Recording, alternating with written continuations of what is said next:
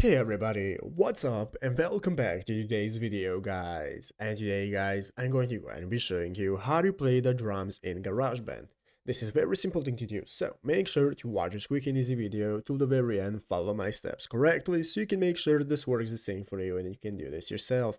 But yeah guys, let's get straight into it. So the first thing you want to do is go ahead and open up the official GarageBand application on your mobile phone if you have not already. If you do not have the application, just go to the App Store and download it. And after opening it up, you'll be greeted by this main page right here, which is the home page of the application, where as you can see, we can scroll down to find all the instruments we can play and so on.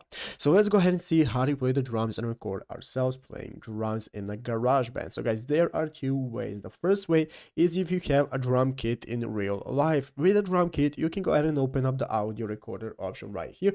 That is going to enable us to record anything we play in real life. So the audio recorder option is going to use our iPhone as a microphone, and you can get started by recording by clicking the big red circle at the top of the screen. By clicking the big red circle, it's going to start the recording process, where it's going to pick up anything around you and is going to use your iPhone as a microphone, and you can get started playing your drums and it's going to record them. But if you do not have your drums and you want to play them virtually using the GarageBand application, what you have to do is go back to the main menu where you are selecting your instrument, and you want to scroll all the way left until you find the drums option. So here are our drums, and guys, after opening up your drums, it's going to be the same process. You want to get started recording by clicking the big red circle at the top of the screen, and now you can get started tapping the drums on the screen to play your desired track, and you'll be able to save it and use it.